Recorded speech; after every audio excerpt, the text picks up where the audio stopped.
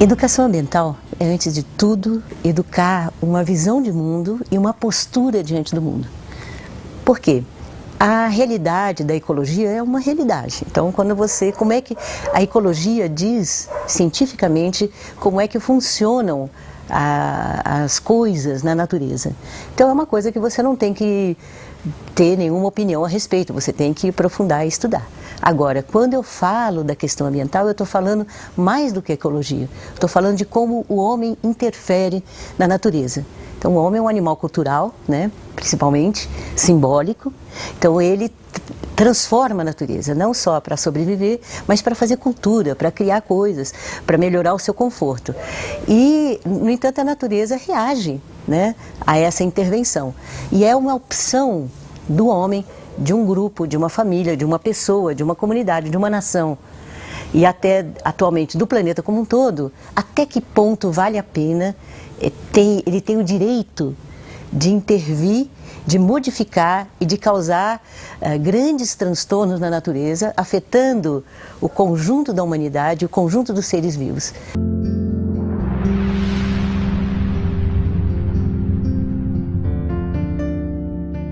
Em benefício de quem, Thaís? Então é uma questão ética, é uma questão de valores, é uma questão de limite e, portanto, não é uma questão só científica, não é. Nós temos um ensino voltado para a ciência, mas nós temos que ter um ensino voltado para a humanidade. E que humanidade é essa que depreda, que praticamente destrói aquilo que está montado na história da vida, que é uma história praticamente do gênero humano ao longo de um tempo geológico e de um tempo histórico, e um tempo histórico que é um tempo da cultura. Então nós temos que trabalhar muito a questão da formação e unindo tudo que nós construímos até hoje de uma forma solidária.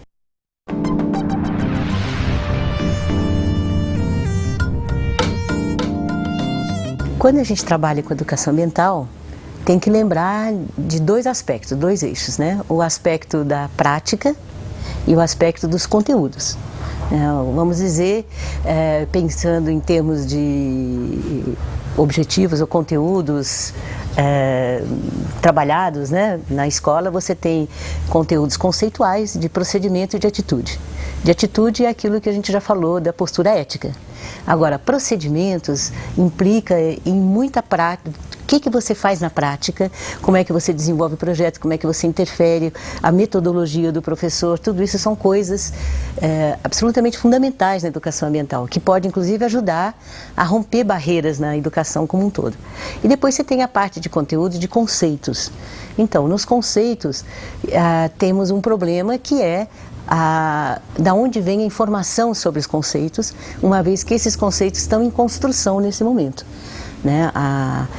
A área ambiental, a área de meio ambiente é uma área muito jovem na ciência humana, então ela está em construção. Além do mais, quando se trata de grandes temas da atualidade, entram então todas as interpretações, todas as viagens que fazem os leigos, que fazem os jornalistas, que fazem as pessoas que divulgam essas informações pela mídia, pelos diversos canais de mídia, e que muitas vezes tem por trás até interesses ou ignorância.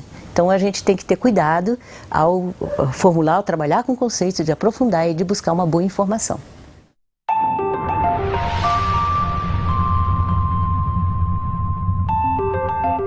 Educação ambiental é um assunto, um tema altamente relevante para todas as faixas etárias e para todos os níveis de educação. Então, é muito comum hoje em dia já ter professores de educação infantil e até de creche que trabalham a questão ambiental com as crianças pequenininhas. As crianças, elas têm facilidade em vivências ambientais, em sacação, elas se emocionam, elas desenvolvem, têm um potencial de desenvolver toda uma observação, um afeto pelas coisas da natureza. E uma vez que elas aprendem a cuidar porque elas gostam, né? Porque é uma coisa que as emociona, elas levam isso para casa e é comum você ver uma criança pequenininha ensinando o pai e a mãe a lidar com lixo, a lidar com outras coisas, a não maltratar animais, a não destruir plantas, enfim. Então esse aspecto mais do meio ambiente, mais natureza, ele é muito propício para tratar com crianças desde pequenininhas.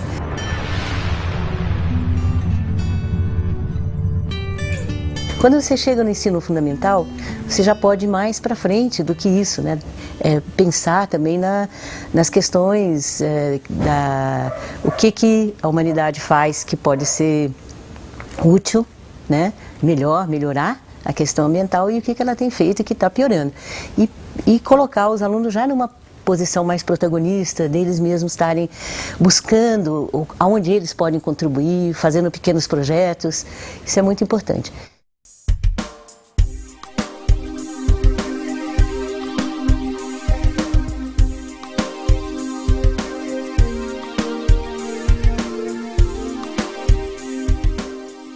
Inicialmente, nós tínhamos o projeto chamado Redescobrir o Vale do Ribeira, conhecer para conservar.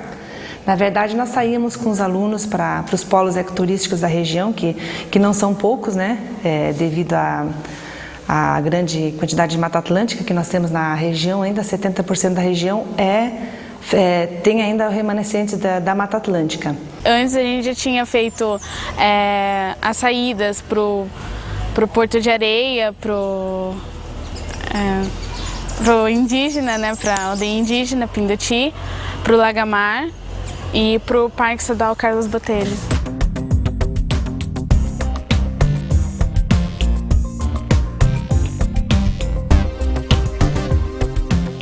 Então, por exemplo, na aldeia indígena a gente observou uma grande vegetação, assim, bem rica mesmo, assim, que tinha bastante coisa, assim, plantadas, assim, era bastante rico em vegetação. Só que estava se degradando bastante, assim, também tinham muitas árvores cortadas e a gente foi daí mais ou menos que partiu a ideia do viveiro, que a gente queria restaurar essa vegetação.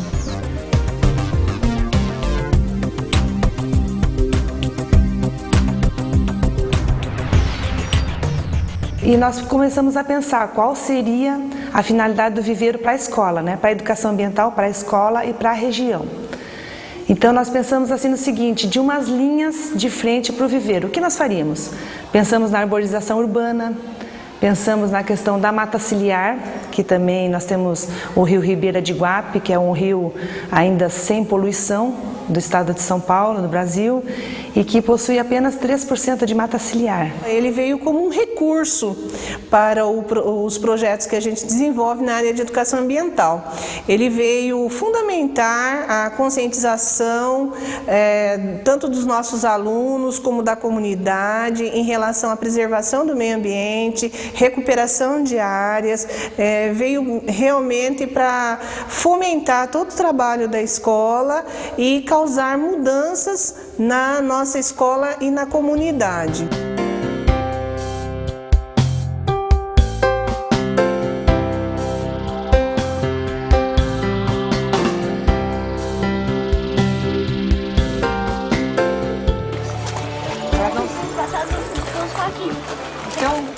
Então nós estamos escolhendo as grandonas por quê? As pegadoras? Né? Aqui, eu tenho um sobre 100, ó.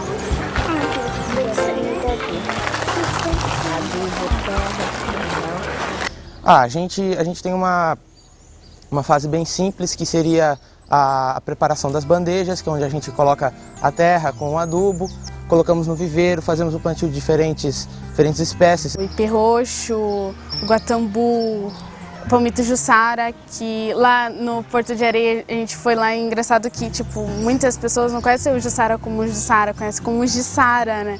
E a maior parte nativa do Brasil mesmo, a gente não procura não plantar coisas que não sejam nativas do Brasil. E a gente faz o plantio dessas sementes, depois esperamos elas se desenvolverem, fazemos a repicagem quando existe 2 mudas no mesmo topete, e fazemos a rustificação, que é dar mais luz às plantas, e depois transferimos para os saquinhos, aguardamos ela desenvolver novamente e doamos para vários projetos, para entidades, para Sabesp, por exemplo.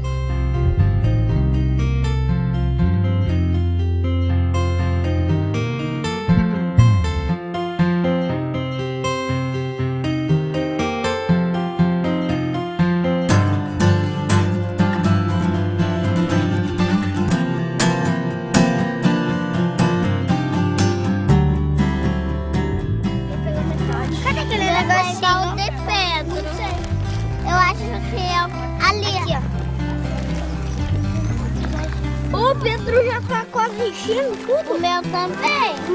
Faz um furinho. Ó, essa sementinha aqui que vocês vão plantar. Aí essa aqui vocês podem colocar de 2, porque às vezes uma não germina, tá?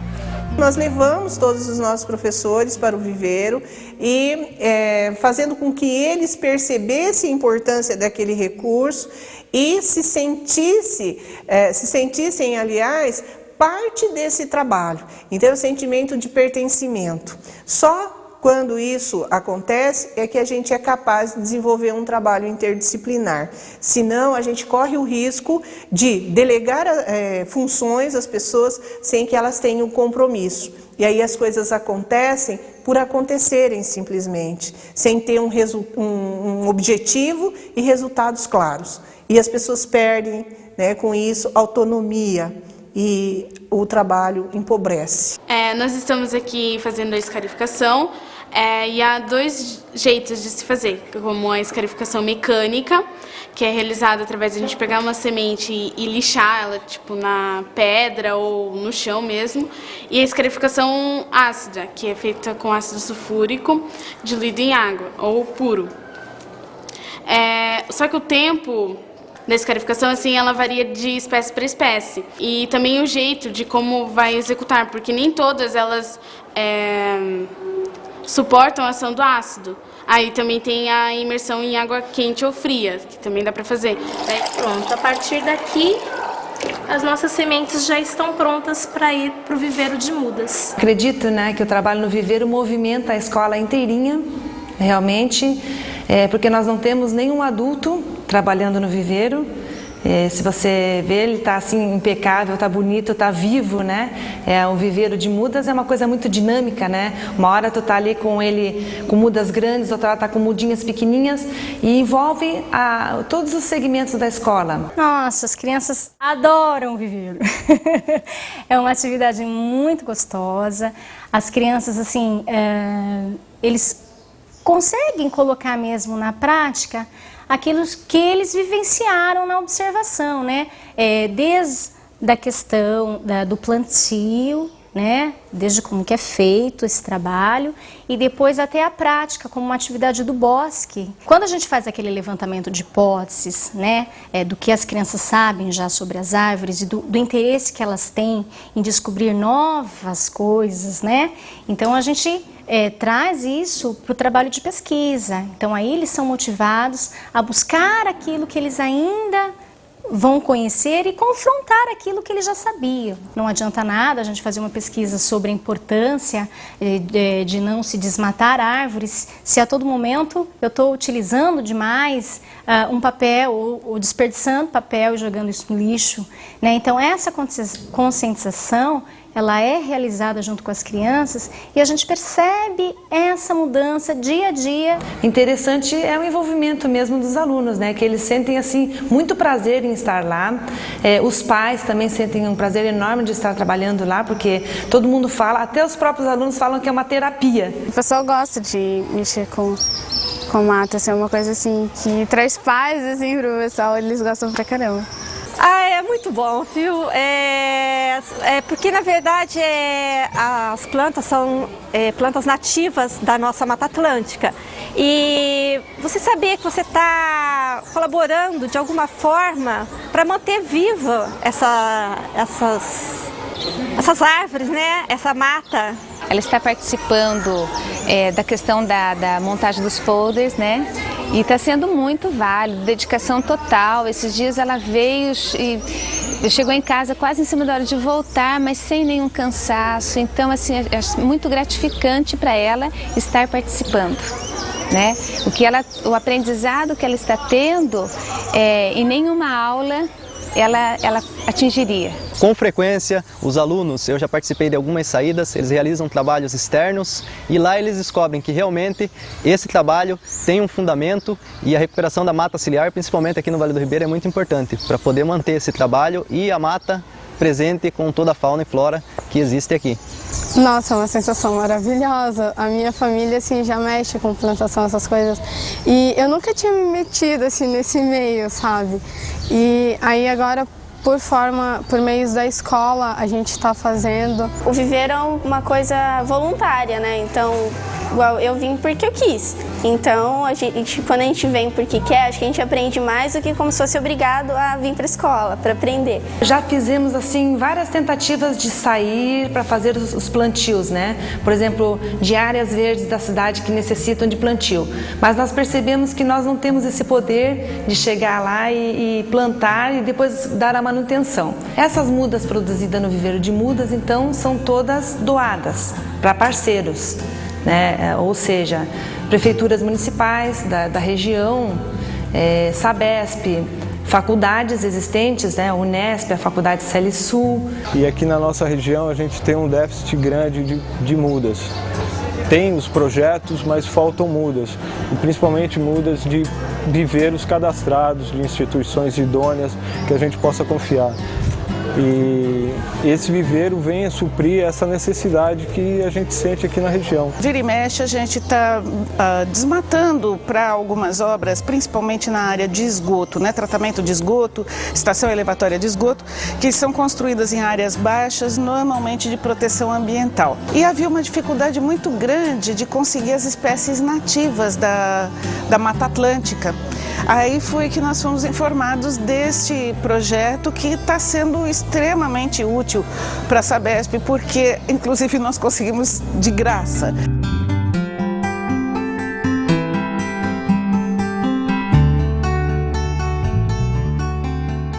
Primeiro, o guia, ele orientou, né, os lugares que a gente passaria, a trilha que a gente iria seguir, os animais que tinham ali, que estavam em extinção, os vegetais, tudo, ele nos orientou e depois nós seguimos uma trilha. Como o dia estava chuvoso, né, então não podemos prosseguir tanto, mas fomos até a figueira, que é uma árvore muito antiga, e ela é enorme, então toda a nossa sala rodeou aquela figueira, foi muito interessante. Nós realizamos um folder, pegamos todos os textos informativos que nós pudemos, todos os materiais que estavam acessíveis, né? Concentramos nesse folder, todas as fotos também que se encontravam no site do Carlos Botelho. Todo o material a gente procurou concentrar no folder, todo além do nosso conhecimento pessoal também. O objetivo é levar as pessoas a conhecerem esse local, buscarem a preservação também. A gente aprendeu cada coisa que a gente nunca imaginava ter aprendido, porque antes eles não davam muita importância para o viveiro. Isso não davam mesmo, eram poucos alunos que vinham ajudar. Depois da visita ao Carlos Botelho, depois que a gente conheceu, que a gente soube, que a gente aprendeu mesmo sobre aquilo, nossa, começou a vir muita gente. Muita gente chegou a vir aqui, muita gente queria saber mais, sabe, sobre isso. Sugava os professores com muitas informações, sabe. Estava fazendo um vídeo pelo Movie Maker sobre o viveiro. E o principal, que é divulgar sobre o viveiro, as plantas, e também passar uma mensagem para o pessoal não depredar a natureza mais do que ela já está depredada. E também eu achei uma mensagem muito interessante. Não é preciso domar a natureza, mas sim aprender com ela. A gente pegou várias fotos de trabalhos que eles já fizeram, né? Que a professora realizou com a turma da manhã, de 1ª a 4ª. Pegou vídeos que a gente acabou filmando durante essa semana deles trabalhando lá, depoimentos, e juntou. A gente pegou do arquivo da escola textos para poder colocar, para narrar durante as fotos. O grande foco mesmo do viveiro de mudas e até das saídas que nós fazemos dentro do projeto Caminhos a Trilhar é parte assim, da mudança de postura do aluno, né? Dele começar realmente a enxergar esses problemas e se sentir fazendo parte da região, porque grande parte da população dessa região, que é tida como muito pobre, tem um IDH muito baixo, né, no caso, as pessoas se sentem desvalorizadas a continuar aqui na região. E aí nós levamos os alunos até o projeto Viva Ribeira, né, que é o plantio, o replantio da mata ciliar, né, e isso dá o impacto que a exploração de areia tem causado a partir daí. O trabalho que desenvolve ali não resolve o problema, tá? Ameniza, porque o impacto já foi causado. E tirou-se toda a vegetação da mata ciliar, o rio ficou largo, né? O rio ficou raso, tá? E a partir daí, agora com o replantio da mata ciliar, pelo menos ameniza, porque esse processo de erosão tende a estagnar-se, né? E foi levado os alunos com esse objetivo. Eles vão replantar parte da mata ciliar, né? Que é um projeto que é do grupo Viva Ribeira, tá? Então o trabalho, no primeiro momento, se deu nesse sentido. Hoje, né, nós trabalhamos também junto ao projeto Caminhos a Trilhar com o projeto Cuidando do Futuro, Meio Ambiente, que atende as crianças de primeira série à quarta série. Então esse projeto privilegiou esse ano o trabalho também com a Associação de Mineradores de Areia, que nós já fomos 2 vezes para o plantio da mata ciliar, plantamos 600 mudas. Essa área foi plantada, essa área tem cerca de 1 ano e meio, mais ou menos, tá? 1 ano e meio, mais ou menos, tá? Foi uma área que foi plantada pelos alunos e já está no estágio de crescimento, diria eu, médio, tá? Está no estágio de crescimento médio e basicamente com mudas nativas da região, tá? Predominantemente o ingá, tá? Porque o ingá, até, não só por ele se adaptar bem a esse terreno, mas também porque ele dá frutos que alimentam os peixes do rio. A partir do estudo do projeto, foi trabalhado em sala de aula, por exemplo, o tema era progresso e meio ambiente. Como conciliar, né, o progresso e também, né, preservar o meio ambiente. E daí, né, que virou moda hoje, né, o termo desenvolvimento sustentável. Tá? Que você tem que consumir os recursos naturais sem comprometer as futuras gerações. E a partir daí foi desenvolvido o trabalho de pesquisa, né, na internet, pesquisa em livros paradidáticos, em periódicos, revistas, né, para desenvolver o tema. E a apresentação deles está se dando ainda, né, na forma de slide, de vídeos que eles produzem, os vídeos, né? Não só denunciando, porque um dos papéis também é você fazer uma leitura da degradação ambiental, né? E propor soluções, né? E a partir daí eles estão construindo esse material, tá? Que está ainda em andamento.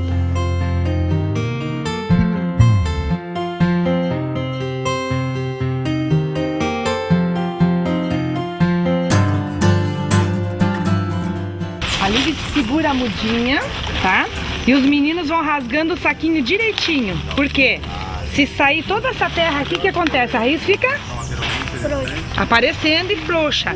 Quanto menos nós mexemos na raiz, melhor. Certo? Então, o que a gente projetou? A gente não quer que só que todo mundo vá lá, tire fotos naquele primeiro momento, né, saia no jornal e deixa as mudas morrerem lá e não tem mais manutenção, né? Então a gente começou a pensar numa proposta, a gente criou o trabalho que chama-se Plantando Árvores, Colhendo Responsabilidade, né? Que é criar um pacto entre quem planta, quem cede a área para plantar, né, e os responsáveis pela campanha que estão fazendo isso, que tem que ter um acordo para que eles saibam que não é só fazer a campanha, eles têm responsabilidade sim para manter. Então cada criança, aí já por parte de quem vai plantar, ela recebe uma certidão de nascimento. Por acaso eu estou com uma aqui, né? Então essa certidão de nascimento, que é um material lúdico, né? E a gente chama cartório da natureza e faz uma brincadeira onde que na verdade a criança recebe, tem o nome dela, tem um registro no bosque, né? E vai ter o registro no site também do nome dela e o acompanhamento dessas plantas, né? E cada vez que ela voltar, que a gente estimula que ela volte com o pai dela, com os amiguinhos e tal, ela vai receber um diploma de que é amiga do bosque, amiga da árvore, né? Então é nesse sentido que quando as pessoas nos procuram, a gente percebe que dá pra gente mudar aquela percepção, tá? Porque uma coisa elas sabem, era melhor antes, né? E hoje é ruim. O que aconteceu? Existe um hiato, e aí que o trabalho e o centro de interpretação que nós estamos colocando aqui, de uma maneira bastante interativa, né, pretende fazer essa comunicação, para que a gente não repita esses erros no futuro e que possa ser um exemplo a ser replicado, né? E os frutos a gente está vendo que estão acontecendo, né? Em 3 anos de projeto, nós temos ali já praticamente 18 mil mudas doadas. Eu acho que a transformação dos alunos é essa questão de pertencimento, né, que eles ficam em relação à causa ambiental. Eu percebo muito que até assim com os depoimentos dos alunos você percebe que uma coisa ele antes do viveiro, antes que não conhecia o viveiro, nunca tinha trabalhado, e depois a mudança do olhar dele, né, para essa questão ambiental, eu acho que é isso que é o principal foco, né? A mudança de olhar, dele ter um olhar mais crítico para essa causa ambiental mesmo, né? Então, eu acho que essa é a principal função da educação ambiental e do trabalho desse projeto na escola. A mudança da visão do aluno em relação às questões ambientais.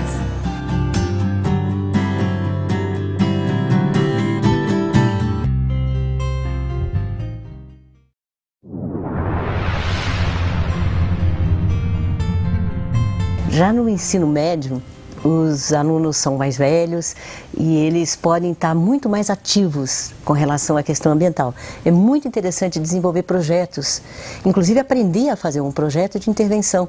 Né? Como é que eu vejo uma realidade, como é que eu escolho uma coisa na qual eu sei que eu posso eventualmente contribuir, eu posso transformar. Então, fazer um projeto, você pode dividir a classe em grupos ou trabalhar com a classe toda e vamos buscar alguma coisa que a gente pode ajudar, né? A transformar, a modificar, não ficar só aprendendo o que deveria ser, né? Mas atuar mesmo. E o aluno do ensino médio, mais do que ninguém, está preparado para isso, está motivado para isso. Vamos aprender a fazer projeto. Isso é uma questão fundamental em todas as profissões. Além do mais, já ele pode estar começando a estudar tecnologias de baixo impacto, né? Ou até aprendendo o que é impacto e como se mede. Então, isso são coisas que já pode no ensino médio tranquilamente.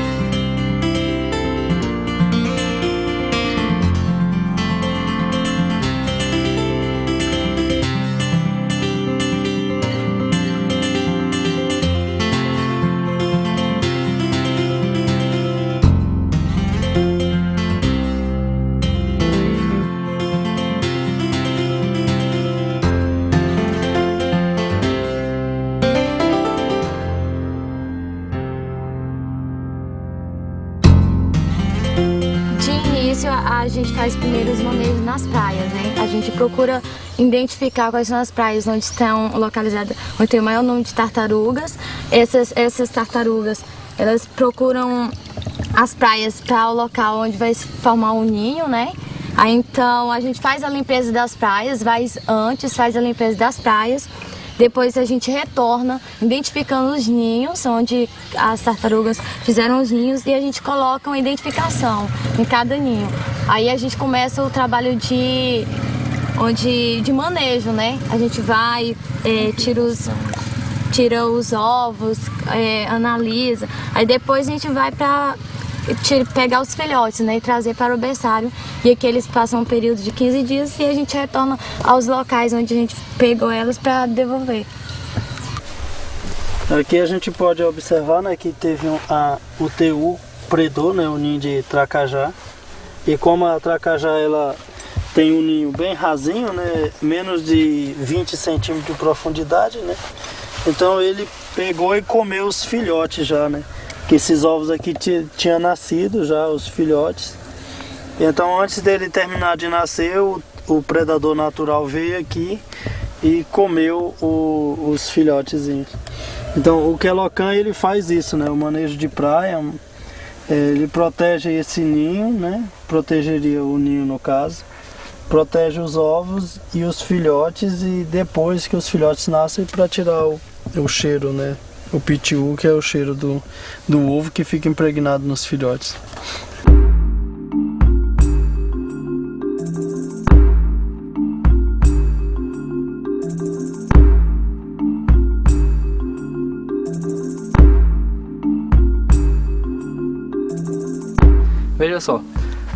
Para a gente detectar o ninho na praia, são utilizados 2 métodos, sendo que o primeiro é o método indígena, onde você vai pegar uma varetinha retirada a campo mesmo e vai estar perfurando o chão para identificar. Onde tiver mais facilidade para entrar, é bem provável que ele se encontre um ninho. O segundo método é no sítio de desova você procurar o ninho na praia, né? No sítio.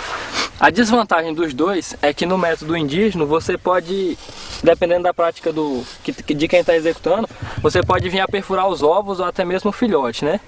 Enquanto a desvantagem do outro é que você vai levar muito tempo para poder detectar o ninho em todo o sítio de desova. Então veja só, você vai vir procurando o ninho, né?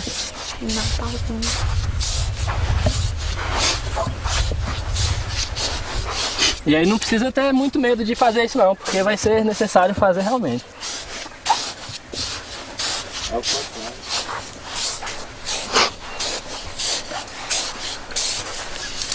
Ó, aqui tem um provável ninho, porque entrou com mais facilidade, entendeu? Daí você vai procurando, marca esse lugar. Ó, aqui também é outro. Então vamos perfurar esse para ver, certo? Aí coloque.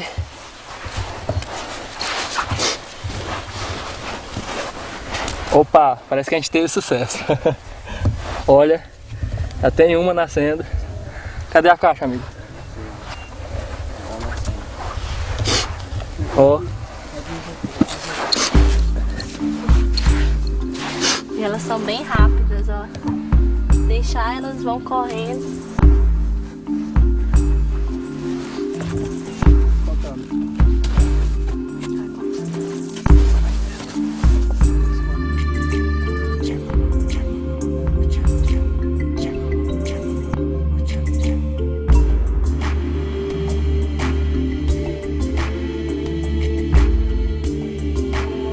Daí a gente acabou de chegar com as tartaruguinhas, onde elas foram recolhidas dos seus ninhos e que a gente está trazendo aqui para o berçário, onde elas vão passar os próximos 15 dias com o intuito de perder o PTU, que seria o principal objetivo do nosso manejo, para diminuir a predação das tartaruguinhas e aumentando assim a porcentagem da quantidade das tartaruguinhas que chegam à idade adulta ou idade reprodutiva. Veja só, sem que a gente faça o manejo, a porcentagem de tartaruguinhas que chegam à idade adulta, de cada 100, menos de 1% consegue chegar à idade reprodutiva. Onde após o manejo a gente consegue elevar essas porcentagens a em torno dos 10%. Então seria dizer, de cada 100, pelo menos 10 chegaria à idade adulta. Também interessante estar falando o pessoal da aldeia ali, né? Que antes eles comiam os ovos, né, das tartarugas. Aí hoje, como nós temos alunos lá na aldeia, né? Lá da aldeia, então a conscientização ficou bem mais fácil, né? Então hoje eles já conseguem estar preservando também, junto com a gente. Depois que eles viram a importância que é não predar esses animais, porque isso poderia estar atrapalhando, eles começaram a criar novas consciências, e aí não necessariamente só a respeito da tartaruga, mas como a respeito da ecologia, do meio ambiente como um todo. Mas a gente não diz assim para as pessoas pararem de comer a tartaruga, né? Não é dizer que o cara é mau porque matou a tartaruga, não. Porque esse convívio aí existe desde muito tempo atrás, né? Antes do brasileiro chegar aqui, do português chegar aqui, os brasileiros que aqui moravam, né? Os índios, eles já consumiam tartaruga. E isso nunca foi motivo assim de extinção da espécie, só passou a ser um problema grave a partir do momento que começou a desmatar a mata ciliar, e aí o homem branco aprimorou as caças, forma de caça, né, e a predação dos ovos, e aí foi uma reação em cadeia, né, que acabou prejudicando muito a espécie, quase levando à extinção. Mas hoje em dia não, hoje em dia a educação ambiental também ela tem que partir por isso, né, não é ir contra a cultura, né. Eu acredito muito que nessa questão de se educar, né? Das pessoas se transformarem, das pessoas se tocarem igual os meninos falaram aqui. Quando eu era criança, a gente, aqui na própria região, a gente tem o hábito de sair para matar passarinho, sabe? pega uma baladeira e sai para matar passarinho e tal, a estilingue, né? E depois, quando a gente começou a trabalhar no projeto, que a gente começou a ver a importância de não estar causando, fazer isso com os animais, porque pode estar causando um desequilíbrio, etc e tal. Hoje, particularmente, eu acho que eu não teria coragem de matar um passarinho, sabe? A minha maior emoção foi quando eu cavei a cova e eu vi saindo aquele tanto de tartaruga assim na minha mão. E eu, nossa, foi tão emocionante, foi muito bom. E isso aí, aquelas tartarugas vindo. E move um espírito de proteção, né? A gente busca proteger mais o meio ambiente, não só as tartarugas, né? E a gente sabe que isso aqui é o nosso... é para o nosso futuro, né? Para os nossos filhos, os nossos netos, né? Eles pelo menos têm um contato, que se a gente não preservar agora, né? Com certeza as pessoas que virão, né? Eles não vão ter o mesmo contato que a gente. Por isso que a gente busca essa proteção, né? A outra parte que a gente faz do Quelocan é a preparação a respeito do animal em si, o estudo sobre o animal propriamente dito. E aí a gente inclui sobre morfologia, sistema respiratório, sistema circulatório, a gente estuda sobre o habitat deles, sobre uma infinidade de coisas, sobre o ecossistema. Antes da gente ir para a parte prática, tem todo um processo de, por exemplo, de primeiros socorros, caso aconteça algum acidente. Tivemos aula de pilotagem de barcos. Bom, depois de a gente ter estudado tanto, né, sobre as características da tartaruga, a gente bolou um método, assim, uma brincadeira, que a gente pudesse memorizar um pouco da morfologia das tartarugas. É assim, um vai falando, né, uma frase, mas no caso aqui a gente vai falar todo mundo junto e que você também pode estar aprendendo. Eu sou a tartaruga da Amazônia. Meu nome é Podocnemis espansa. Sou o maior quelônio de água doce da América do Sul. A minha carapaça possui 11 pares de escudos marginais, 5 escudos vertebrais, 4 pares de escudos costais e 2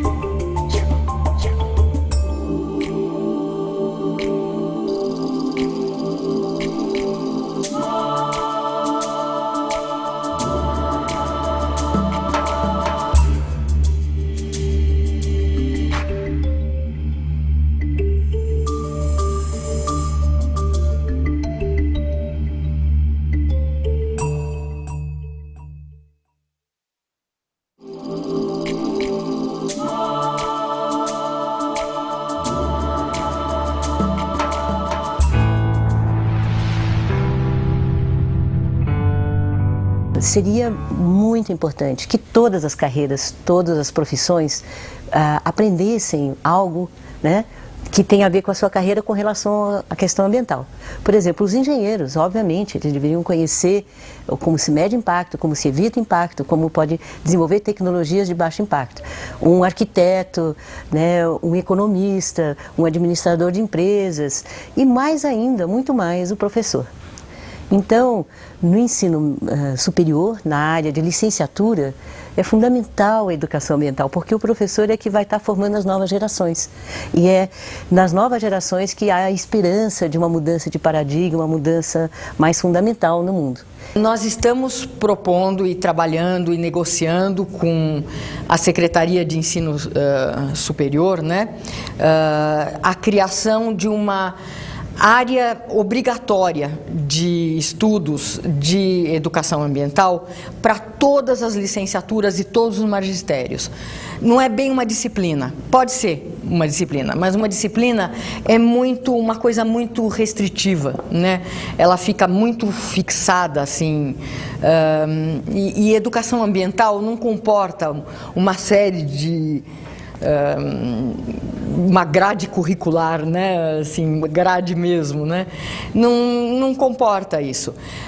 Mas é importante que todos aqueles que vão ser professores e professoras tenham acesso a uma série de conhecimentos.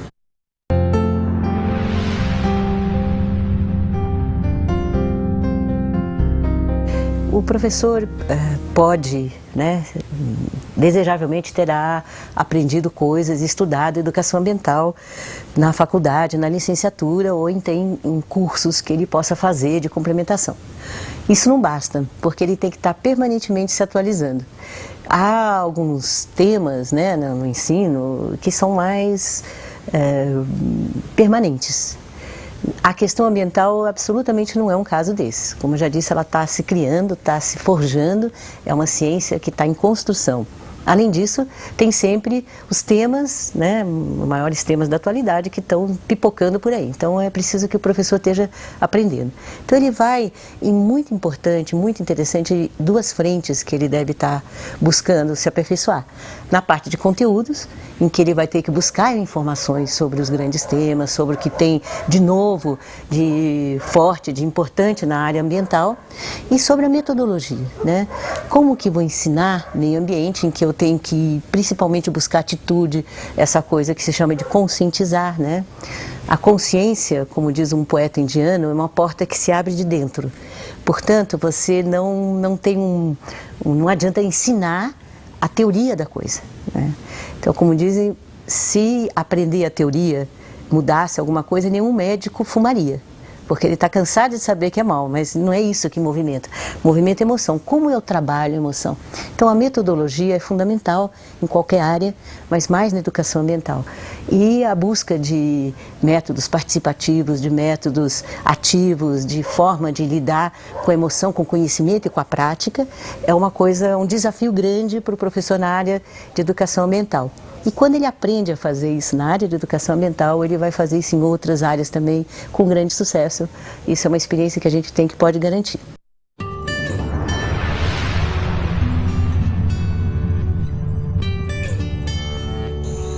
Por exemplo, a gente não pode simplesmente chegar e dizer, não, tem que acabar com isso. Não, tem que se discutir.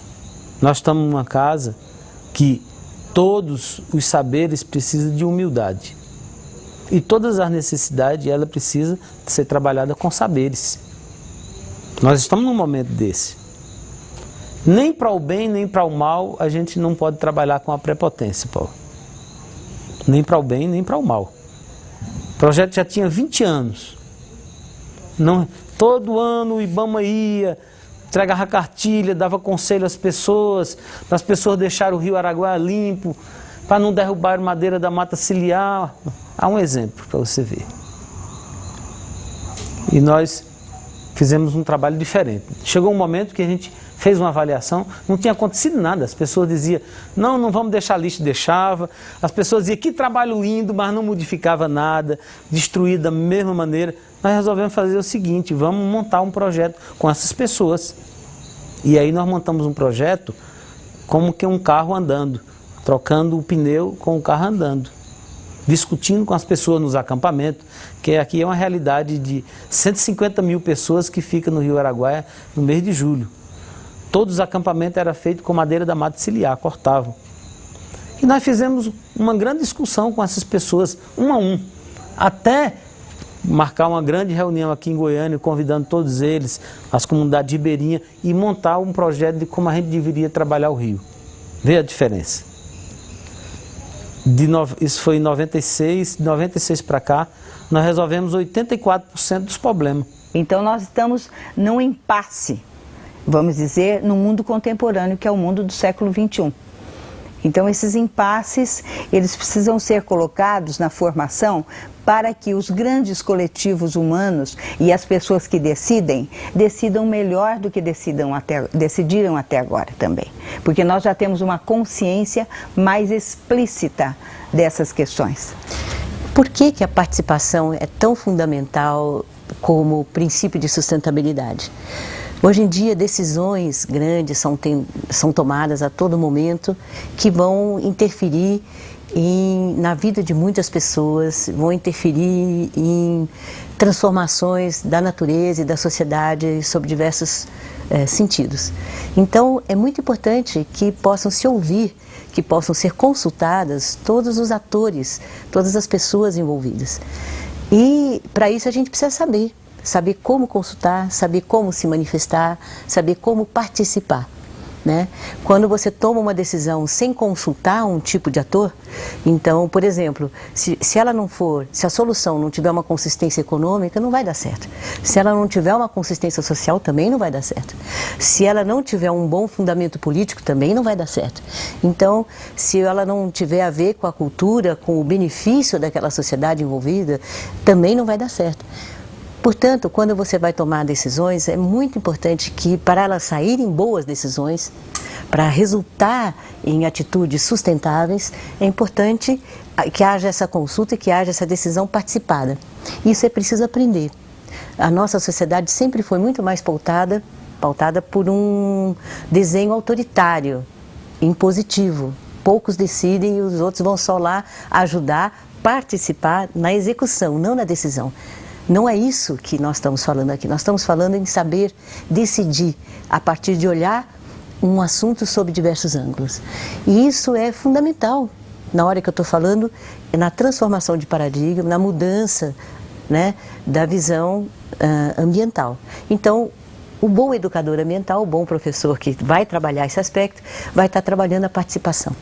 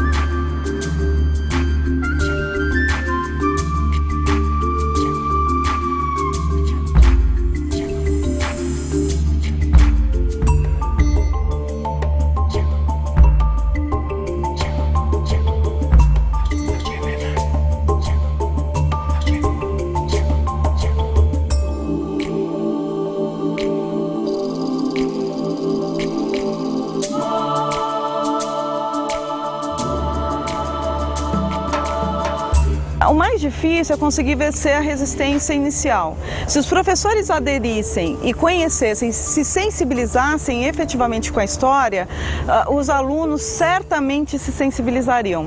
É importante ressaltar que nós já tínhamos alguns sonhos postos no nosso projeto político-pedagógico. E de repente tínhamos ali, o nosso sonho estava diante de nós na presença de uma parceria e numa questão social, socioambiental muito grande e relevante. E tínhamos aí a oportunidade de estarmos realizando a prática e assim darmos um significado mais real às nossas ações educativas. Os primeiros passos foram os seguintes: a explicitação da questão para os professores, o momento de sensibilização através das trilhas. Nós fomos fazer um trabalho no sentido de contribuir, né, no entendimento da importância socioambiental daquele fragmento. Então nós fomos fazer um estudo do meio, né, discutimos a metodologia de estudo do meio, né, que envolve você conhecer a mata, a função, a estrutura, conhecer o que as pessoas pensam dessa mata. Então tudo isso foi um processo em que a gente, ao mesmo tempo que estudava o estudo do meio, também estudava a estrutura e o funcionamento daquela mata. Fizemos algumas atividades, né, de ida a campo, de investigação, conhecer o que tinha, conhecer como as coisas funcionavam, observar as nascentes, observar a estrutura da mata, que espécies que aparecia, qual é o estágio de desenvolvimento daquela mata. Aí o René fez a sensibilização com eles dentro de uma clareira da mata, e aí eu acho que eles entenderam um pouco mais do significado de perder aquilo. Então, é importante essa fase da sensibilização. E depois também a retomada do que pode ser feito dentro da sala de aula. Eu trabalho mais com os professores do ciclo 2, e no ciclo 2 é uma dificuldade essa questão de como se trabalhar, né? Se cada um tem lá a divisão da sua área, tem 45 minutos de aula, como trabalhar isso? Então, a gente não vê outra forma senão eles estarem planejando e integrando essas ações nos seus projetos de trabalho do ano. Aí vários professores começaram a pensar, dentro dos seus componentes curriculares, como é que poderiam realizar projetos e tentando uma interdisciplinariedade com este tema. Depois a comunidade também veio como apoio. E aí todos nós juntos começamos a trabalhar no envolvimento e numa articulação de projetos para a defesa dessa mata. Eu sei que é uma floresta que só existe na costa litorânea do Brasil, que ela pode se estender até 200 a 300 quilômetros da costa, por isso que a gente tem esse pedaço aqui, em plena capital. E sei que tem algumas espécies que só conseguem sobreviver, espécies tanto vegetal como animal, que só conseguem sobreviver nesse espaço. Por exemplo, a onça pintada e o mico-leão foram dois animais que a gente discutiu muito. E nos horários de G, nos horários coletivos de estudo do nosso grupo de formação, construção da rede temática, que é algo muito importante para que todos os professores sejam envolvidos, tenham isso como uma meta dentro dos seus projetos de ensino, para que aconteça também, porque a nossa escola tem o sonho da interdisciplinaridade, tínhamos na época o eixo temático ética e valorização da vida, que estava totalmente de acordo com o envolvimento numa questão social desse porte. Foi aí que surgiu a questão da realização de um plantio de mudas. O grande mutirão que foi feito em outubro de 2003. Neste dia esteve presente no bairro a reportagem da TV Cultura. A mídia começou a entrar através dessa reportagem e nessa reportagem eles apresentaram a maquete da construção da nova CEAGESP. Nós envolvemos os pais, mostrando para os pais na reunião de pais o quanto seria importante o envolvimento de todos nessa questão. Acho que o momento que falaram do CEASA, aí movimentou todo mundo, porque imagina você, um monte de caminhão na Raposo, e aquela poluição, você respirando aquele ar horrível. Então foi aí que o pessoal começou a motivar, quando foi falado para todos os pais também. Então os pais, a família toda se envolveu. Então foi aí que o pessoal foi em busca dessa mata, a Silvana correndo conosco, a gente indo em vários locais, conhecendo novas pessoas, trabalhando bastante, que deu algo novo, né, para a escola. Aí a gente foi se envolvendo e fomos até a justiça, reunimos o pessoal da comunidade, muitos pais de alunos mesmo que agora já nem estudam mais aqui também, participaram, para a gente estar fazendo abaixo-assinado, fomos conferências, congressos. Porque eu acho que a maioria são as pessoas que querem ganhar dinheiro em cima disso. Ninguém vai chegar lá e destruir só por destruir. Eles querem obter algum lucro. Depois houve o envolvimento dos outros municípios, Taboão, Cotia, Embu e Osasco, que também tem trechos dessa mata em seus municípios. Então começaram a acontecer os encontros pró-mata e tivemos, a partir de então, idas à Assembleia Legislativa. O SPTV esteve fazendo uma reportagem no local da mata e a partir dessa reportagem foi marcado um encontro no Palácio do Governo com o governador Geraldo Alckmin e ele prometeu nesta reportagem que foi veiculada pela Globo a assinatura de um decreto de preservação dessa área. E foi o que aconteceu exatamente em março de 2006, quando o governador Geraldo Alckmin esteve aqui na região assinando o decreto do Parque Tiso.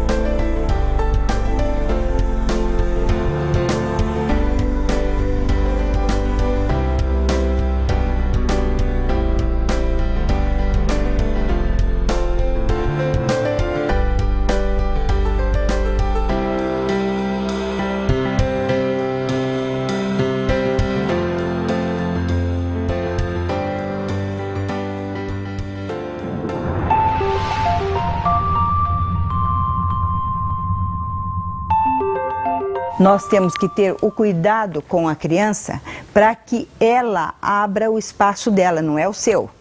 Então a questão da ligação com a criança, eu não vou tomar posse dela e nem vou civilizá-la. São dois aspectos. Eu não tomo posse dela nem a civilizo. Eu vou fazer com que ela siga um caminho de valores que eu os tenho e eu não os nego. Isso ela vai aprender. Com quem está educando, ora na casa, ora na família, ora na comunidade, ora lá na escola.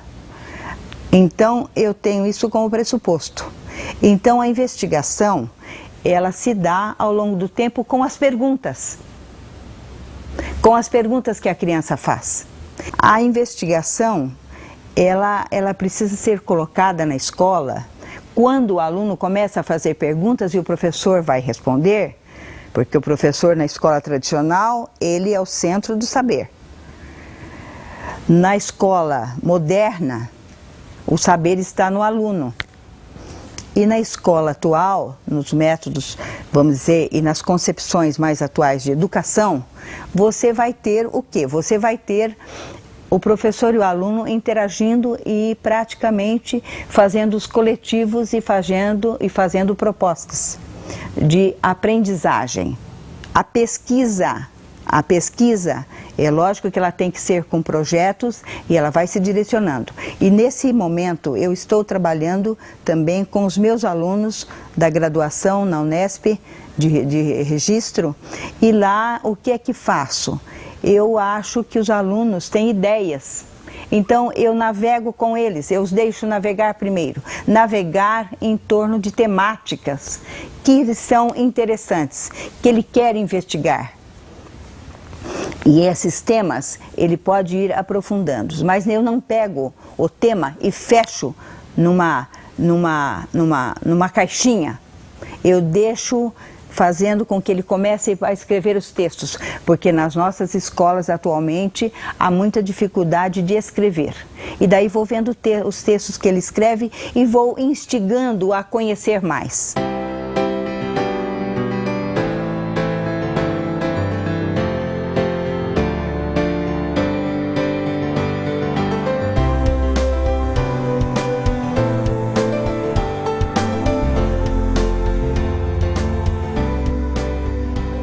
Olha, eu entendo o papel do diretor em qualquer área de atuação dele como um papel de facilitador, tá? A gente tem que, eu acho que o diretor é assim, se ele não está lá para ajudar, pelo menos não atrapalhe, pelo amor de Deus, né?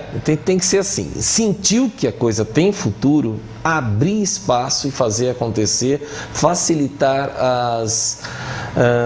como se diz, facilitar os meios materiais possíveis, né, dentro da legislação, daquilo que a legislação permite, né, facilitar os meios materiais para que as coisas possam ter um acontecimento, né, não só no projeto da Mata, mas em outros projetos também, mas principalmente nesse da Mata, né, que é manter o pessoal incentivado a continuar trabalhando nele. Qual é a nossa coerência, né? O que eu estou ensinando para um aluno? Se eu falo em proteger uma mata, em preservar árvores, e eu vejo esse aluno desperdiçando papel, jogando o papel no lixo, arrancando a folha do caderno, né? Será que isso está realmente aprendido, né? Essa questão do meio ambiente, será que a gente está alcançando o nosso objetivo?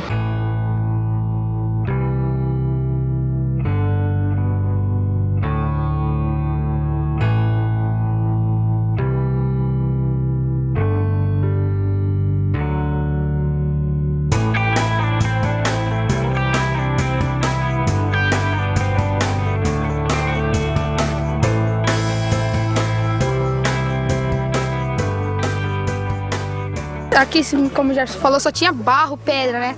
Agora, como tá mais verde, a gente tem um ar mais puro, aí a gente preserva, não jogando lixo no chão, a gente entra lá pra dentro pra ver como é que é, já fizeram um campinho pra gente jogar também, se divertir um pouco, né?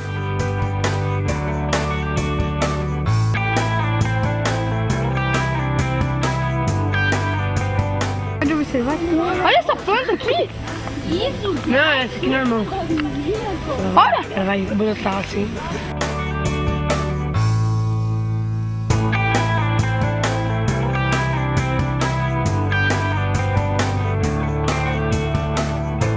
Aí com essa natureza e escutar os sons da mata. Então fechando os olhos, por favor. É um exercício. Eu sei que é complicado para algumas pessoas, mas vamos tentar. É um momento de só escutar.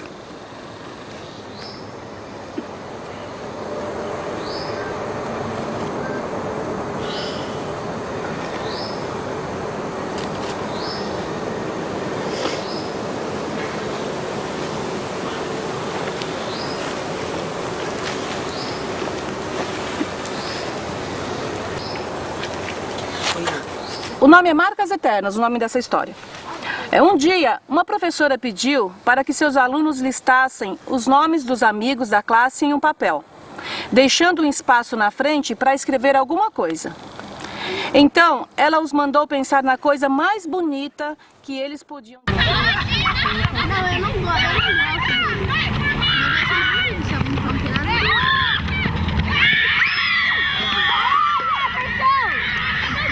Entrei a primeira vez com professores e com orientação do René, biólogo, e aí já me apaixonei pela mata, porque ela é linda mesmo. E aí eu fiquei pensando em atividades que eu pudesse fazer. E eu pensei, nada como trabalhar com o corpo deles. Então nós trabalhamos o que a mata poderia ajudar em relação ao corpo deles, ao organismo deles. Nós trabalhamos frequência cardíaca, trabalho respiratório. Aí eles fizeram também alguns passeios no centro da cidade de São Paulo e sentiram a diferença da respiração do ar. Coisas que liguem à mata, coisas que liguem à preservação. Pode, é seu desenho.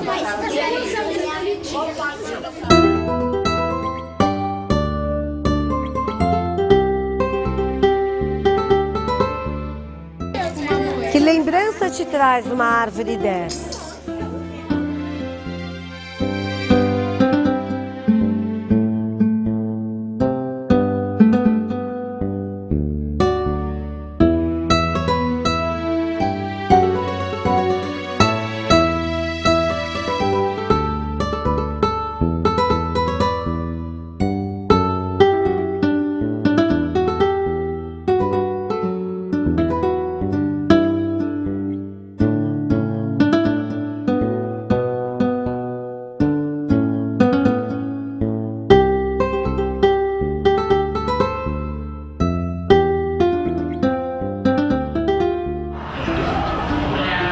Brasil, Mata Atlântica, fauna e flora, a maior do planeta Brasil.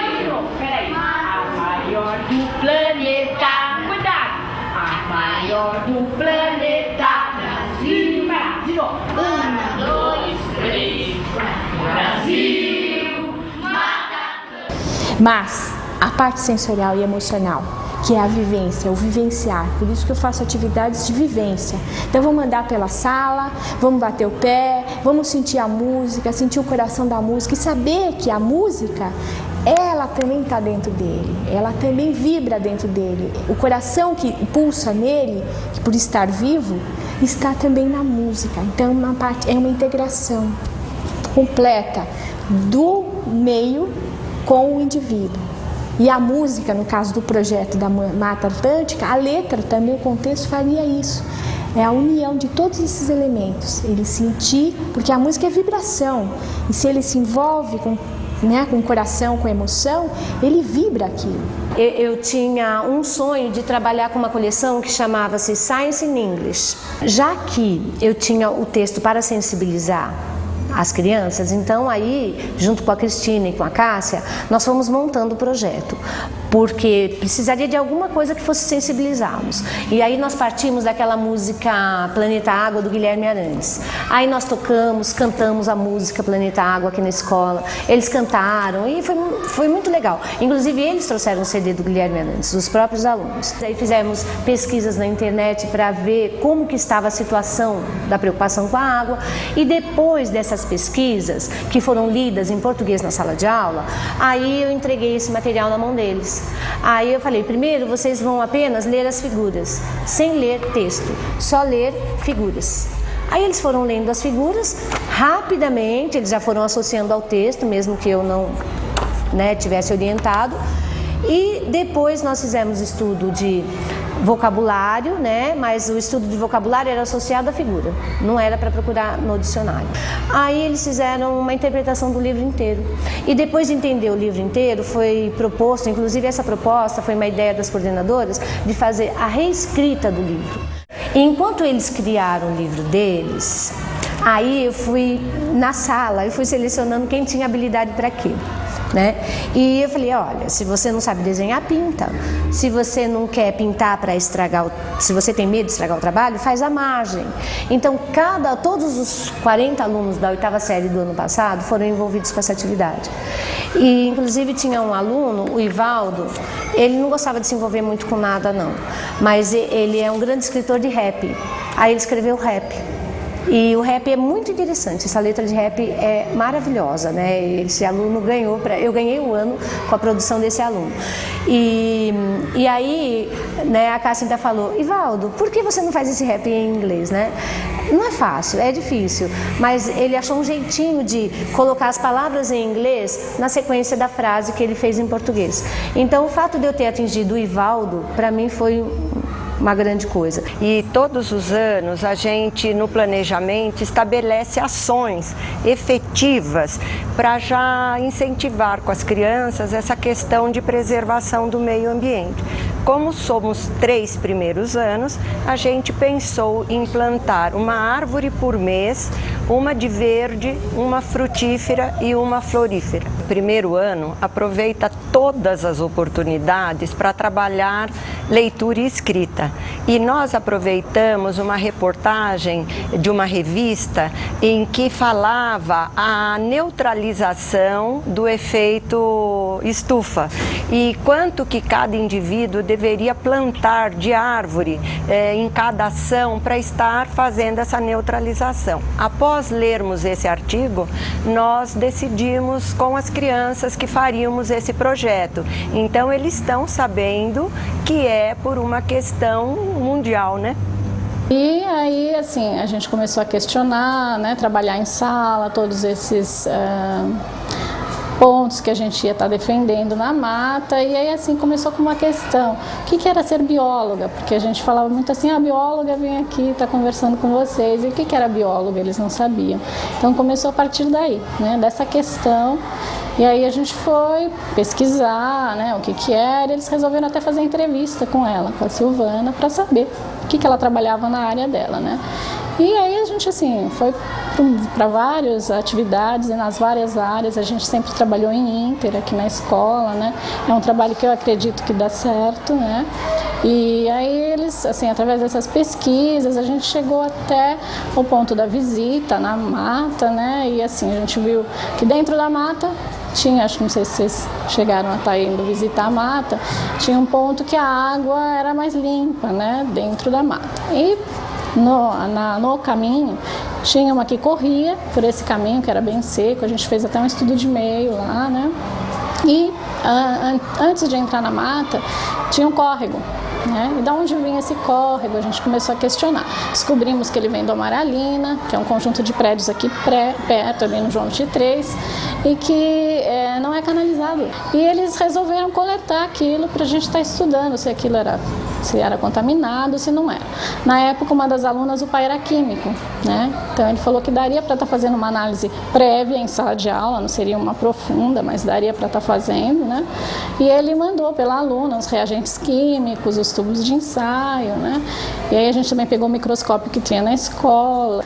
Nós vimos que a água era suja, né? Que continha muitos micro-organismos que não eram próprios para ser bebida, que a água não era própria para ser bebida.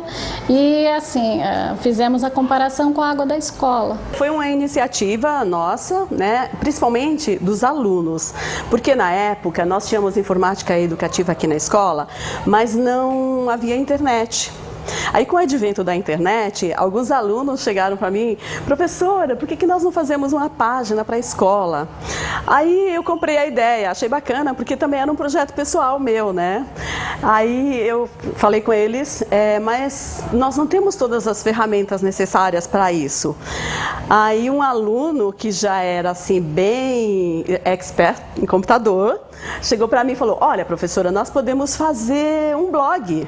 E daí, nesse projeto, nós começamos a reunir artigos, né, relatório dos alunos, dos próprios alunos que participavam das caminhadas na mata, né, da trilha, fotos. Nós fizemos um banco de dados para colocar as fotos.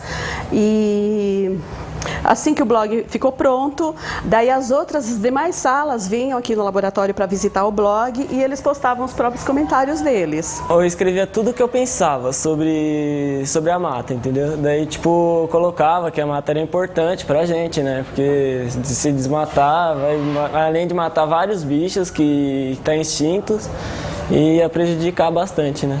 Às vezes, quando a gente ia pra mata, abaixava foto no computador, eu fazia programações, escrevia como a gente estava programando os trabalhos, como seria as datas que a gente ia fazer a passeata, essas coisas. Eu não gostava de escrever. Sério, daí eu comecei a fazer a informática, daí eu fui gostando de digitar, daí eu fui começando a escrever bastante. Para trabalhar a participação, nada como exemplo, nada como exercício.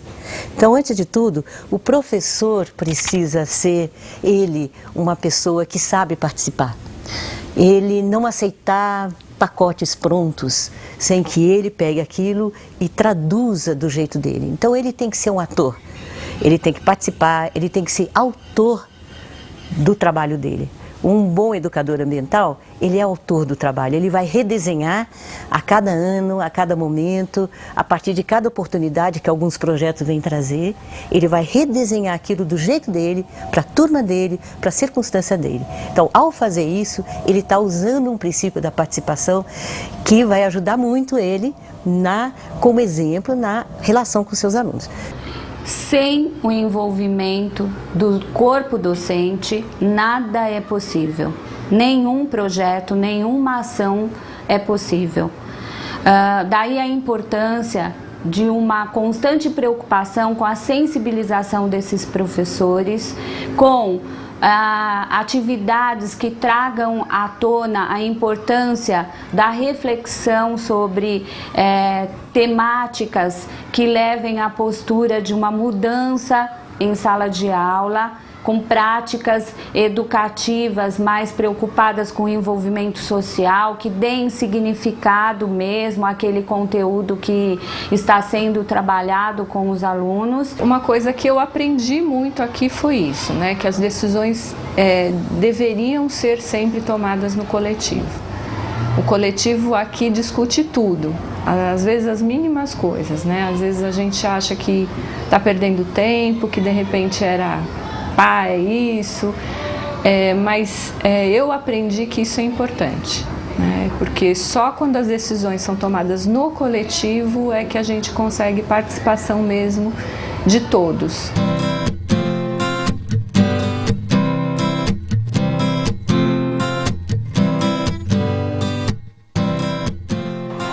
De ideia para trabalhar com essa temática?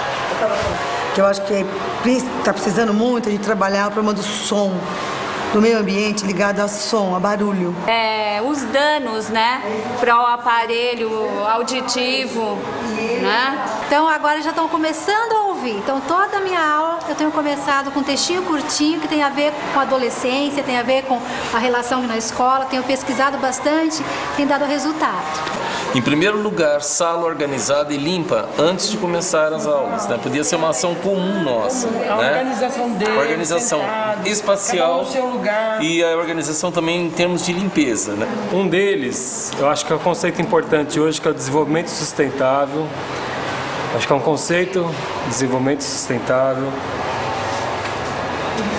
Um outro tema que dá para abordar, assim, que é bastante próprio, assim, na geografia, os recursos naturais e seu uso em diferentes sociedades. O que você pode trabalhar com as crônicas? Português, não. É muito esquisito um professor ensinar práticas democráticas, práticas participativas, quando a escola não pratica isso. Então, com uma escola que pratique a discussão com os alunos, a possibilidade dos alunos e dos professores se manifestarem, né? Uma escola em que a figura da direção não é uma figura autoritária, e sim uma figura democrática, ela já está por si ensinando muito dos comportamentos e dos procedimentos de participação.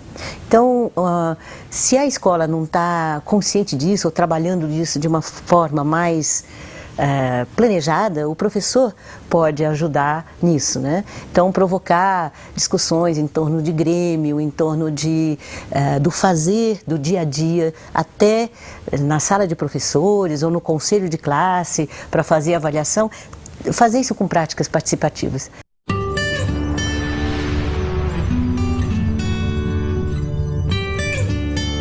O que é participar, né? Como eu já disse, participar não é você decidir alguma coisa e chamar os outros a participarem na execução. É você decidir, ajudar a decisão, ajudar a tomar a decisão e depois também a planejar como você vai executar aquilo. Então, quando o professor trabalha por projetos, ele pode desenvolver nos alunos as práticas, os procedimentos da participação. A participação, antes de tudo, é ouvir. Nós, professores, não estamos acostumados a ouvir, nós estamos acostumados a falar. Então, é muito interessante, se você treinar junto com seus alunos, a ouvir. Então, ao conversar com os pais, com a comunidade, para levantar um problema ambiental da redondeza, né, da área, do entorno da escola, ao conversar com essas pessoas, ouça o que elas têm para dizer.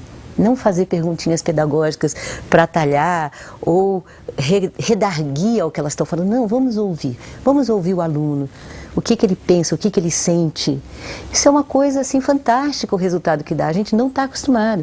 Vamos ouvir os pais falarem, vamos ouvir as fantasias, as informações que eles têm para dar, vamos provocar discussão entre eles sem que a gente precise estar pontificando e dando a solução daquilo. Não, vamos deixar as pessoas dizerem, elas estão desenvolvendo essa capacidade de interferir, de decidir. E elas mesmas, geralmente, na discussão entre elas, a discussão entre pessoas da comunidade, a discussão entre os alunos, muita luz se faz. E aquilo onde não se fizer luz, vai virar uma questão, vai virar uma pergunta. E aí está um momento em que o professor pode orientar uma pesquisa ou ir ele mesmo pesquisar e trazer uma resposta. Então, a primeira coisa é ouvir. Uma das questões que muitos professores se perguntam é o seguinte: vamos ter uma área de educação ambiental?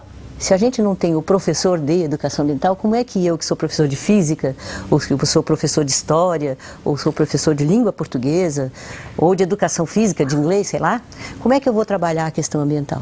Então, vamos pensar, se a minha responsabilidade como professor é com o aluno, com a formação dele, então eu posso propor um trabalho, um projeto de intervenção, de transformação da realidade, e nesse trabalho buscar o ângulo da minha disciplina para aprofundar. Por quê? Então, suponha que eu vou à realidade, né, e eu vou, para fazer um projeto, o primeiro passo uma vez que eu tenho um problema, uma questão, é fazer o diagnóstico. O que está por trás desse problema? O que está provocando essa questão?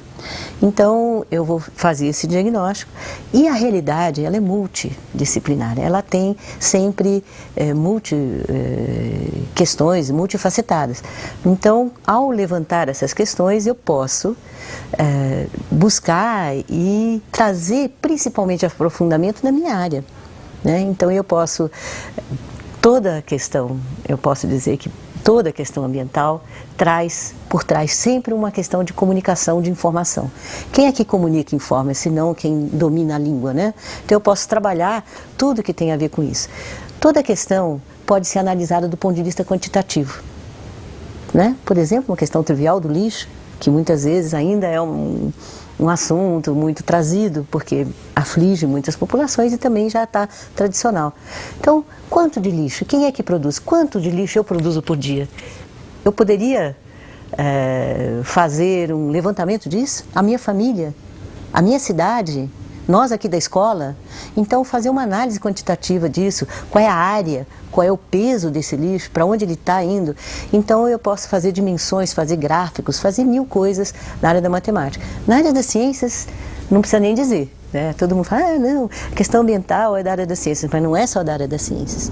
Por exemplo, se eu sou um professor de história, ou de geografia, ou de ambos, eu posso, num diagnóstico, levantar todos os aspectos da origem histórica daquela questão. Eu posso também trabalhar com mapas, posso ir na internet, pegar o Google, né, de mapas, né, visualizar aquela área. Os alunos adoram, acham isso ótimo. O que pode acontecer também é que, ao discutir uma questão sob o meu ponto de vista da história, da geografia, que eu posso aprofundar muito porque é a minha disciplina, e eu posso aproveitar este momento para trazer este ou aquele tema que eu tenho que trabalhar mesmo, pode ser que se levantem e vão se levantar questões das outras áreas. E como é que eu faço? Então, eu posso, ou eu mesmo, tentar trabalhar de uma forma interdisciplinar, até onde vai o meu conhecimento de outras áreas, ou melhor, fazer o projeto no coletivo, trabalhar na interface com outros professores de outras áreas. A gente tem encontrado muitos projetos de educação ambiental que são trabalhados dessa forma, diversos professores juntos no mesmo projeto, ou às vezes um professor que reclama muito de estar solitário, porque em algumas escolas o trabalho coletivo não é favorecido. Aliás, o sistema quer a interdisciplinaridade, mas o sistema, nós temos que lutar contra ele, porque ele não favorece, não há espaços para um planejamento de fato coletivo. E sem planejar é difícil a gente inovar, é difícil a gente trazer uma novidade, é difícil a gente trabalhar de modo ativo, trabalhar com o aluno, participando e tudo mais, sem planejar. É fundamental planejar. Então, a gente vai ter que cavar nos horários coletivos de planejamento, nos horários individuais da gente, um espaço para planejar cuidadosamente, porque vale a pena.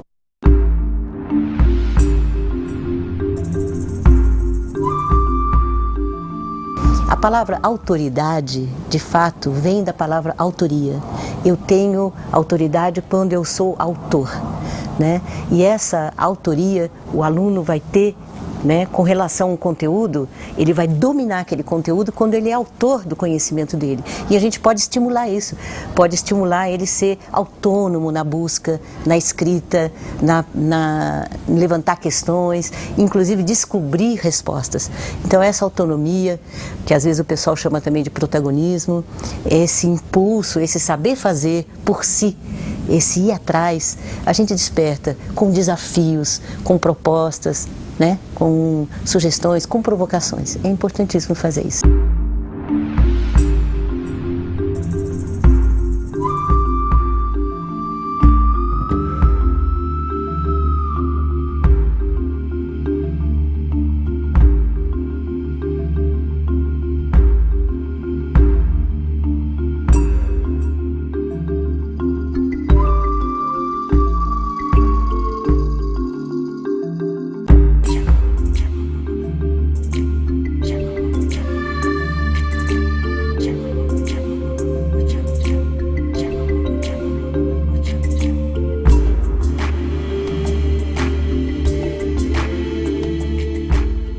Schools use reward and punishment. That's the first thing.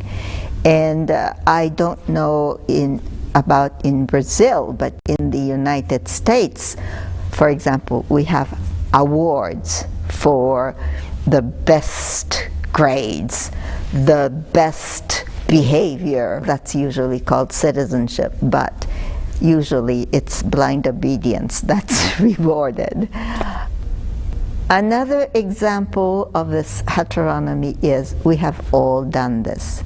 Schools demand the memorization of things that mean nothing to many children, and if they don't memorize the right answer, then they get a bad grade. And after the exams were over, we were happy to forget what we memorized just for the test. It would be much better to use the time to get children to think, to debate, to say things like, I don't agree with that. That doesn't make sense. I have a better idea. Why do you think it's a better idea? And if they argue, they develop intellectually rather than just memorizing things that will evaporate. And that logical intelligence and respect for truth will last throughout their lives. And in the moral realm, schools use reward and punishment. If you don't behave, if you talk in class, well, the punishment is this, that, and the other thing. And so there are better ways to make children behave, because they came from the inside, they came to the conclusion that a certain behavior is better than interrupting the class. Children who are allowed to do their own thinking make progress. It's very interesting that children don't like to do the same old thing they already know how to do. So they welcome challenges. So that's an autonomous child who knows, I know that already, I want to do something else, and has initiative. Also in the moral realm, for example, this is a true story, and in a 4th grade classroom, the class was outside playing, and it was time just before going back to the classroom, and one child came up to the teacher and said, I think when we go back to our room, we should have a class meeting, because many people were picking on Johnny, who was really a weak child, and nobody would come to defend this child. They went inside, and that child ran the whole meeting, and so there was a big discussion about letting other kids pick on a weak child, and not protecting him. And so that's the kind of autonomous child that in normal classroom you just don't find that kind of initiative. In normal classrooms in the United States, the teacher just doesn't pay any attention to that kind of personal problems. And then we're surprised by the shooting at Columbine, which you may have heard about. So that was children who were picked upon, and they just exploded in a shooting incident. And what does the school do now? They have metal detectors so that children cannot bring guns to school. That's the kind of heteronomous schools we have. So the problem is not guns. The problem is human relationships. It is autonomy. Nós estamos entrando em outro momento. É um momento que a gente chama de fastio ambiental. Fastio ambiental é quando o técnico ele supera o sentimento, o respeito, a responsabilidade por a compreensão. O técnico supera isso. Então, quando eu falo, a água tá tendo problema, o cara diz, mas hoje a gente já faz uma limpeza na água aí, já existem produtos aí, né? Tá havendo um problema com desmatamento, não, mas a gente já tem projeto aí para sequestro de carbono. Então, tá vendo a confusão que está criando no inconsciente coletivo. Então, quando você fala para a criança até 10 anos sobre a questão ambiental, ela ainda está dentro daquele campo da admiração, né? Do respeito à vida, de a criatura, né? O animalzinho, ele está nesse sentido ainda, ele está no encanto. Mas quando você discute hoje em sala de aula com criança de 15, 16 anos, eles já estão entrando no fastio ambiental. Quando você encontra o menino já entrando na universidade, atrás da sobrevivência profissional, ele já está entrando na normose. O que é a normose? A normose é que não pesa mais o sentimento. Que o sentimento é de onde começou tudo. Da vontade de cuidar. Que é essa vontade que você viu quando as pessoas passaram a mandar alimento, dinheiro para aquele fato lá da tsunami, né? Quando as pessoas gritaram por a paz naquela história lá dos Estados Unidos com os árabes, né? Então é uma coisa mundial. Mas essa outra está provocando uma normose, essa briga. Então o que é a normose? É eu chegar e eu digo, olha, fulano, esse animal está sofrendo. Eu vou dizer, poxa, esse animal está sofrendo. Ou essa pessoa está sofrendo. Poxa, essa pessoa está sofrendo, vamos fazer alguma coisa. E você dá o primeiro passo e aquela pessoa continua sofrendo. Você dá o segundo passo e aquela pessoa continua sofrendo. E você não dá o terceiro passo. Você diz, não, mas é assim mesmo. E quando você depara com a mesma situação novamente, um grande desmatamento, uma poluição grande, você só pergunta, e mutaram, entendeu? Então você só procura por os procedimentos. Então isso chama-se anormose. Entra no normal. Entra no normal como entrou no normal muitos valores que a humanidade descobriu, se encantou, intelectualizou e normalizou ela. Aprendeu a falar dela.